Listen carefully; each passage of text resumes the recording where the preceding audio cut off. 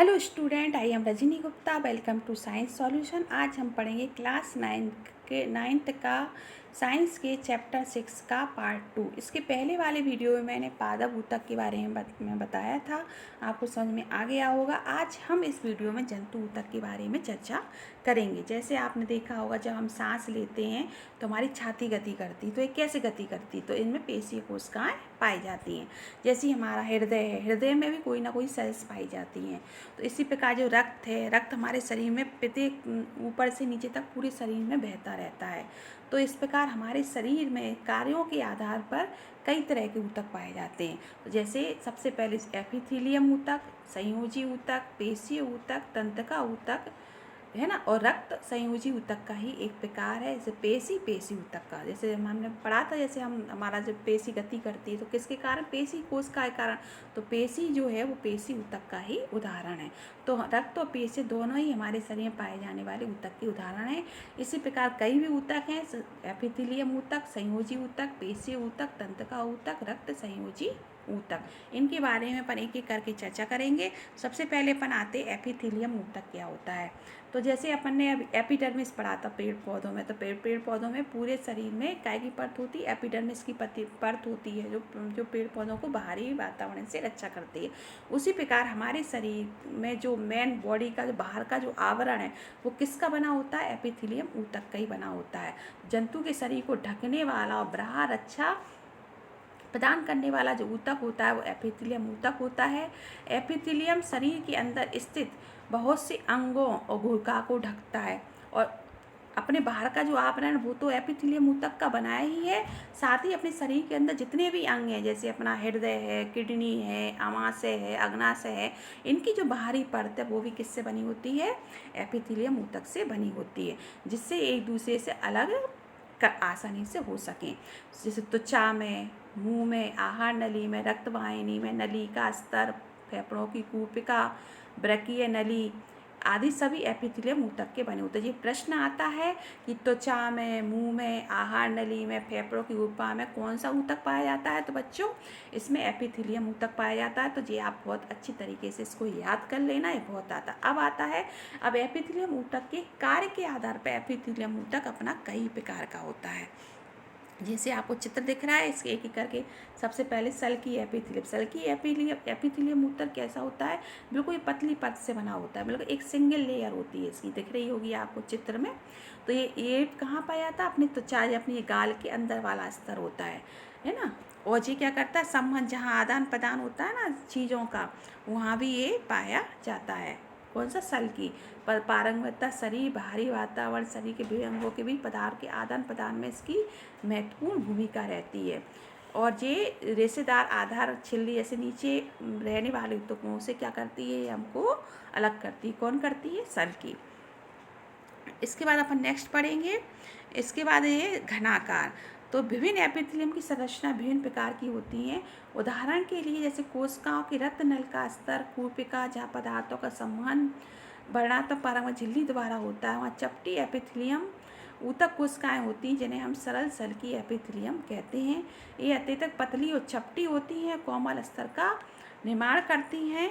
आहार नली तथा जो मुंह का जो स्तर होता है सल्की एपिथेलियम से ढका रहता है। और शरीर का जो रक्षात्मक कवच भी, त्वचा भी इन्हीं सल्की एपिथेलियम से ढका रहता है। तो ये आप यहाँ तक आपको समझ में आ गया होगा। सबसे पहले जो ऊपर वाला जो चित्र पढ़ा था सल्की एपिथेलियम, तो ये सल्की जो एपिथेलियम होती है पतली होती है, चपटी होती है। तो ये कहाँ पाई जाती है? अपने शरीर का जो बहाव आता, शरीर का जो बहावरण वो भी सल्की का बना होता है। आहार नली का स्तर, मुंह का स्तर, ये सब किसके बने होते हैं? सल्की एपिथेलियम के बने होते। तो ये प्रश्न आता है कि आहार नली और मुंह का जो स्तर किससे बना होता है? तो सल्की एपिथेलियम से बना होता है। ये एपिथेलियम का पार्ट है। कभी कभी ऐसे भी आता है कि आहार नली और मुंह का स्तर किससे, तो पूरे ऊतक का नाम दिया जाए, संयोजी ऊतक, पेशी ऊतक, तब पर उसमें लिखना है एपिथेलियम ऊतक। और एपिथेलियम ऊतक में सबके नाम दिए रहेंगे, सल्की है कि घनाकार है कि स्तंभकार, तब उसमें अपन इसका नाम लिखेंगे सल्की एपिथेलियम से बना होता है। उसके बाद आपने देखा हो त्वचा, जो अपनी मैन जो त्वचा होती है कई परतों से मिलकर बनी होती है, क्योंकि जैसे ही अपनी त्वचा कट जाती है तो कुछ समय बाद देखते हैं दूसरी परत आ जाती है ना। तो जो कई परतों के पैटर्न से व्यवस्थित होती है उसे अपन स्तरित सल्की एपिथेलियम कहते हैं। क्या कहते हैं? स्तरित सल्की एपिथेलियम। ये वाला ये कई परतों से मिलकर बनी होती है। तो त्वचा की जो एपिथेलियम, जो कोशिकाएं होती है कटने फटने से बचाने के लिए कई परतों में व्यवस्थित होती है। तो किससे बनी होती है? स्तरित सल्की एपिथेलियम से। स्तरित में कई परतें होती हैं और सल्की में एक सिंगल लेयर होती है, ठीक है। और जहाँ अवशोषण और स्राव होता है, जहाँ मतलब लेना और निकालना होता है, अवशोषण एब्जॉर्बेशन और निकालना, तो जैसे आंत के भीतरी स्तर में लंबी एपिथेलियम कोशिकाएं मौजूद होती हैं, इन्हें हम स्तंभाकार एपिथेलियम कहते हैं। वहाँ कौन सी पाई जाती है? लंबाकार, स्तंभाकार। और श्वास नली में भी पाई जाती है। श्वास नली का जो अपना ट्रैकिया में लंबी पाई जाती है। और लेकिन कभी कभी स्तंभाकार एपिथेलियम में क्या पाई जाती है? सीलिया भी पाए जाते हैं। और ये सीलिया का क्या करते हैं? एपिथेलियम कोशिकाओं की सतह बाल जैसी रचना होती है, पश्चाप गति कर सकते हैं और इनकी गति श्लेष्मा को आगे स्थानांतरित करके साफ करने में मदद करती है। जो अपनी श्वास नली होती है, श्वास नली में क्या पाई जाती है? सीलिया पाए जाते हैं। तो श्वास नली में जैसे भी कोई गंदगी मंदगी आ जाती है तो जो भी सीक्रेशन है, गंदा है, तो उसको वो क्या कर देते हैं? स्थानांतरित कर देते हैं। तो इस प्रकार की एपिथेलियम को हम कहते हैं पश्चमावी स्तंभाकार एपिथेलियम। स्तंभाकार मतलब ये लंबी होती है। स्तंभाकार का अर्थ ऐसी लंबी लंबी होती हैं, पर इनमें क्या पाए जाते हैं? सीलिया पाए जाते हैं, ऐसी गति करने वाली प्रवृत्ति से पाए जाते हैं। तो जब उनमें जो पाया जाता है उसे अपन बोलते हैं पश्चमावी स्तंभाकार एपिथेलियम, ठीक है। इसके बाद एक और होता है घनाकार एपिथेलियम। घनाकार एपिथेलियम से नाम से समझ में, घनाकार मतलब क्यूब के आकार की। तो ये कहाँ पाई जाती है? ब्रैकिय नली में, लार ग्रंथि की नली के स्तर में, और जहाँ इसे आंतरिक सहारा प्रदान करते हैं। फिर एक और होती है ग्रंथिल एपिथेलियम। तो ये कहाँ? जब एपिथेलियम ऊतक पदार्थों का स्राव करते हैं और कभी कभी एपिथेलियम ऊतक कुछ भाग अंदर की ओर मुड़ जाता है, तो इस बहुकोशीय ग्रंथि का निर्माण करते हैं, इसे हम ग्रंथिल एपिथेलियम कहते हैं। 5 तरह के अपन एपिथेलियम ऊतक के बारे में पढ़ा। तो कभी कभी आता है एपिथेलियम ऊतक कितने प्रकार का होता है, तो आपको सबसे पहले मैं आपको बता, सबसे पहले ये है सल्की एपिथेलियम, ठीक है। फिर है घनाकार, फिर है स्तंभाकार। स्तंभाकार में कभी कभी ये सीलिया आ जाते हैं, तो उसे अपन बोलेंगे पश्चमाव एपिथेलियम। फिर चौथा है स्तरित एपिथेलियम, और फिर छठवां अपन ने पढ़ा था ग्रंथिल एपिथेलियम। इसलिए मैंने आपको पीछे करके बताया, तो आपको रटना पड़े। तो 5 तरह के अपन ने एपिथेलियम के बारे में पढ़ा। फिर अपन बात करते हैं संयोजी ऊतक के बारे में। तो संयोजी ऊतक भी कई कोशिकाओं से मिलकर बना होता है। तो इसमें रक्त जो है, रक्त भी एक प्रकार का संयोजी ऊतक है। रक्त भी एक तरह से क्या करता है? पूरे बॉडी को जोड़े रखता है। रखता है कि नहीं रखता है? संयुक्त ऊतक की जो कोशिकाएं होती हैं आपस में तो कम जुड़ी होती हैं, पर काय में धसी रहती हैं, एक मैट्रिक्स में धसी रहती हैं। और ये मैट्रिक्स जो होता है जेली की तरह तरल, सघन और कठोर होता है, और इसकी प्रकृति संयोजी ऊतक के कार्य के अनुसार बदलती रहती है। किसकी? मैट्रिक्स की प्रकृति। तो सबसे पहले अपन संयोजी ऊतक में रक्त के बारे में पढ़ेंगे। तो संयोजी ऊतक में जो प्रकार होते हैं संयोजी ऊतक के, उसमें रक्त आता है। तो सबसे पहले अपन रक्त के बारे में पढ़ेंगे, फिर एक एक करके मैं आपको बताती जाऊंगी। तो रक्त क्या है? तो रक्त अपन बोलेंगे रक्त एक संयोजी ऊतक है। रक्त के अंदर जो मैट्रिक्स होता है उसे अपन क्या कहते हैं? प्लाज्मा कहते हैं। प्लाज्मा के अंदर आरबीसी, लाल रक्त कणिकाएं, श्वेत रक्त कणिकाएं, प्लेटलेट्स होती हैं। प्लाज्मा में प्रोटीन, नमक और हार्मोन होता है। रक्त गैसों और शरीर के पचे हुए भोजन, हार्मोन, उत्सर्जित जो पदार्थ होते हैं एक भाग से दूसरे भाग में क्या करता है? पहुंचाता है। कौन पहुंचाता है अपने शरीर में? रक्त। जिस प्रकार पेड़ पौधों में ये काम कौन कर रहा था? जाइलम और फ्लोएम कर रहे थे, उसी प्रकार हमारे शरीर में रक्त क्या करता है? पदार्थों को शरीर के एक भाग से दूसरे भाग में संवहन करता है, मतलब पहुंचाता है। तो रक्त क्या है? पहला पॉइंट संयोजी ऊतक है। रक्त का जो तरल आधात्रिय जो भाग है उसे हम क्या कहते हैं? मैट्रिक्स को क्या कहते हैं? रक्त के मैट्रिक्स को हम क्या कहते हैं? प्लाज्मा कहते हैं। प्लाज्मा किससे मिलकर बनता है? प्लाज्मा में प्रोटीन, नमक और हार्मोन होते हैं। ये आरबीसी, डब्ल्यूबीसी, प्लेटलेट्स इसी मैट्रिक्स में धसी रहती हैं, ठीक है ना। और ये रक्त ही शरीर के पचे हुए भोजन को, हार्मोन को, उत्सर्जित पदार्थों को एक भाग से दूसरे भाग में संवहन करता है। तो अब आपको समझ में आ गया होगा रक्त के बारे में। उसके बाद आता है दूसरा जो रक्त है अस्थि। अपन ने पहले पढ़ा रक्त, अब है अस्थि। ये दूसरा पॉइंट है अस्थि। अस्थि संयोजी ऊतक का एक अन्य उदाहरण है। अब अस्थि क्या करता है, अस्थि से अपन को पता अपने पूरे शरीर का कंकाल का निर्माण होता है। तो ये पंजर का निर्माण कर कर शरीर को आकार प्रदान करता है, मांसपेशियों को सहारा प्रदान करता है, शरीर के मुख अंगों को सहारा देता है। ये मजबूत और एवं कठोर होता है। तो अगर आपसे पूछा जाएगा अस्थि कौन सा ऊतक है, तो आप सोचोगे अस्थि संयोजी ऊतक कैसे होगा। तो अस्थि भी क्या करता है, एक तरह से जोड़ने का काम कर रहा है पूरे शरीर को। तो अस्थि भी एक संयोजी ऊतक का उदाहरण। संयोजी मतलब कनेक्टिव, जो जोड़ने का काम करे, है ना। तो ब्लड भी अपने पूरे शरीर में जोड़ने का काम कर रहा है, तो ब्लड एक संयोजी ऊतक का उदाहरण। उसी प्रकार अस्थि भी संयोजी ऊतक का उदाहरण। और अस्थि कैसे किस में ढसी रहती है, ये कैल्शियम और फास्फोरस का जो मैट्रिक्स होता है उसमें ये धसी रहती हैं। अस्थि कोशिकाएं कठोर भी होती हैं और मैट्रिक्स में धसी रहती हैं। और ये किससे बनी होती है, कैल्शियम और फास्फोरस से बनी। अब आगे पढ़ते हैं। दो अस्थियां आपस में एक दूसरे से कैसे, जैसे अपने हाथ में दो हड्डी होती हैं जो आपस में जुड़ी रहती हैं। तो किससे जुड़ी रहती हैं, स्नायु से जुड़ी रहती हैं। ये भी बहुत आता है, स्नायु और कंडरा कैसे कहते हैं। तो ये बच्चों बहुत अंतर आता है, स्नायु और कंडरा में क्या अंतर है। जो दो अस्थियों को जोड़ता है उसे अपन स्नायु बोलते हैं, और जो अस्थियों और मांसपेशियों को जोड़ता है उसे हम क्या कहते हैं, कंडरा या टेंडम कहते हैं। कंडरा जो मजबूत होता है, सीमित लचीलेपन, रेशेदार ऊतक होता है। स्नायु में आधात्री जो होता है मैट्रिक्स बहुत कम होता है, किसमें, स्नायु में। तो ये अंतर दोनों में आपको समझ में आ गया। दो अस्थियों को जो जोड़े वो क्या कहलाता है, स्नायु कहलाता है। और जो अस्थियों और उसको मांसपेशियों से जोड़े वो क्या कहलाता है, कंडरा। तो ये भी पेपर में बहुत आता है, इसको कर ले। अगला नेक्स्ट है उपास्थि। उपास्थि भी तीसरा नंबर है। उपास्थि भी एक अन्य प्रकार का संयोजी ऊतक का उदाहरण है।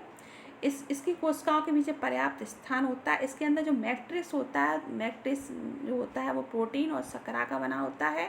ये अस्थियों के जोड़ों में को चिकना करता है। और ये कहाँ पाया जाता है, उपास्थि, नाक, कान, कंठ, श्वास नली में ये क्या उपस्थित। आपने देखा उपास्थि मतलब मुलायम हड्डी, मुलायम। आपने देखा होगा अपनी नाक की बिल्कुल दबा तो दब जाती है ना, नाक की। कान की देखो तो नाक, कान की भी आप हाथ लगा के देखो, अभी आप अगर वीडियो सुन रहे हैं बिल्कुल मुलायम है। तो ये किससे बनी है, उपास्थि की। पर ये भी एक तरह का क्या है, संयोजी ऊतक है। अगला अपन बात करते हैं, चौथा नंबर है एरिओल। एरिओल संयोजी ऊतक जो होता है त्वचा मांसपेशियों के बीच रक्त नलिका के चारों ओर नसों और अस्थि मज्जा में पाया जाता है। ये अंगों के भीतर खाली जगहों को भरता है। जैसे अंगों के भीतर जैसे अपना आमाशय है, आमाशय और अग्नाशय के बीच जो खाली जगह है उसको ये कौन भरेगा, एरिओल संयोजी ऊतक भरता है। ये आंतरिक अंगों को क्या करता है, सहारा देता है। अगर खाली जगह को अगर ये भरेगा नहीं तो सभी अंग कैसे होंगे, लटके रहेंगे। तो उनकी बीच में मरम्मत करता है और साथ में ऊतकों की क्या करता है, मरम्मत में सहायता करता है। फिर अगला है वसा में ऊतक, ये पांचवा ऊतक। तो संयोजी ऊतक के कितने उदाहरण पढ़ रहे हैं अपन ने, 5।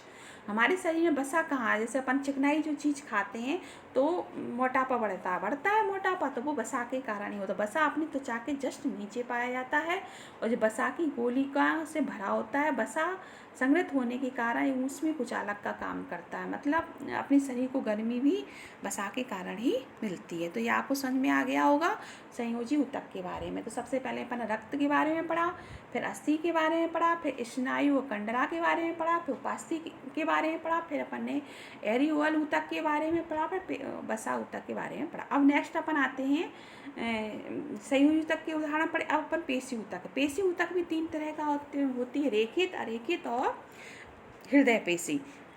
तो पेशी ऊतक जो होती है लंबी कोशिकाओं का बना होता है और इसे पेशीय रेशा कहते हैं।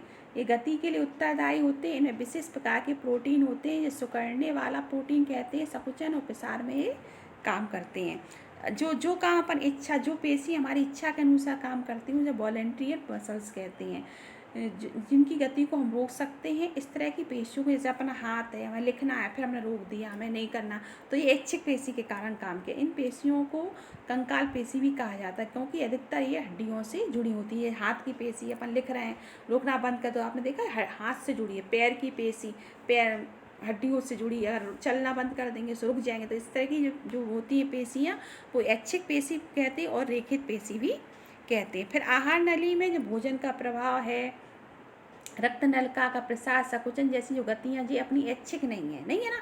भोजन का जो प्रभाव हो रहा है कि ऊपर से नीचे रक्त का प्रभाव हो रहा है, प्रसार या संकुचन हो रहा, तो जी हमारी इच्छा के अनुसार नहीं होता। ये काम कौन कर रही? अनैच्छिक पेशियाँ। तो इस प्रकार की जो गति अनैच्छिक पेशियाँ होती हैं, इनकी गति को नियंत्रित करती है। जैसे आँख की पलक, मूत्रवाहिनी, फेफड़ों की श्वसन में पाई जाती है। ये कोशिकाएं लंबी और आखिरी सिरा इनका कैसा होता है? नुकीला तर्क रूपी होता है। कैसा होता है? नुकीला तर्क रूपी। और एक केंद्र की होती हैं, जिन्हें हम अरेखित पेशी कहते हैं या अनैच्छिक पेशी कहते हैं। दूसरी एक अभी अपने इच्छिक पढ़ी, इच्छा के अनुसार। अनैच्छिक हमारी इच्छा होती ही नहीं है, जैसे आँख की पलक का, मूत्रवाहिनी पर। इसके बाद हृदय की तीसरी होती है हृदय, जो हृदय में पाई जाती है। ये हृदय की पेशियाँ क्या करती हैं? लयबद्ध होकर प्रसार संकुचन करती रहती है। इन अनिच्छिक पेशियों को ही हम कार्डिक पेशी कहते हैं। एक ऐसी होती है बेलनाकार शाखाओं वाली और एक केंद्रीय होती है। तो पेपर में एक प्रश्न आता है कि रेखित, अनेखित में और हृदय पेशियों में क्या अंतर होता है। तो ये रेखित पेशी आपको कैसी दिख रही है? लंबी, पतली और एक रेखीय दिख रही है। और जबकि अरेखित पेशी कैसी दिख रही है आपको? तर्क रूपी है। कैसी है? तर्की रूपी है और एक केंद्र की है। और जब ये हृदय पेशी कैसी दिख रही है आपको? शाखावत दिख रही है ना, शाखावत, शाखाओं में विभाजित है। जैसे यहाँ से ये विभाजित हो रही है, फिर यहाँ से ये विभाजित है। तो इस तरीके से तीनों में अंतर आता है। तो ये चित्र बनाना आप सीखना, चित्र भी आते हैं पेपर में। तो ये आपका तर्क रूपी होती है, ये लंबी होती है, और ये कैसी होती है? शाखान्वित होती है। तो ये तीनों का अंतर है। इसके बाद अपन अगला नेक्स्ट है तंत्रिका ऊतक के बारे में पढ़ेंगे। तो तंत्रिका ऊतक क्या करता है? अपनी जो सूचनाएं हैं, उत्तेजनाएं होती हैं, शरीर के एक भाग से दूसरे भाग में पहुंचा। जैसे अपने पैर में कांटा लगा, तो पैर में जो कांटा जैसे ही लगा तो हमें खबर कहाँ मिली? हमारे मस्तिष्क को मिली। तो ये किसके कारण हुआ? तंत्रिका ऊतक के कारण। तंत्रिका ऊतक की जो कोशिकाएं होती हैं, बहुत सी एक्साइटेड हो जाती हैं और उत्तेजना को पूरे शरीर में बहुत कम समय में पहुंचा देती हैं।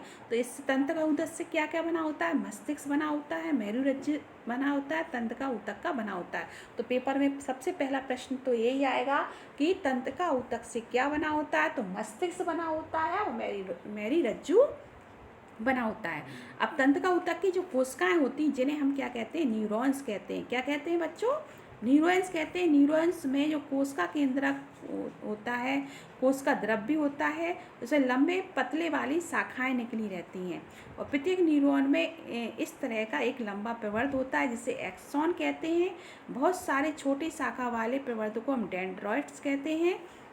और एक तंत्रिका कोशिका 1 मीटर तक लंबी होती है। बहुत सारी तंत्रिका रेशें संयोजी ऊतक के द्वारा एक साथ मिलकर एक तंत्रिका का निर्माण करती हैं।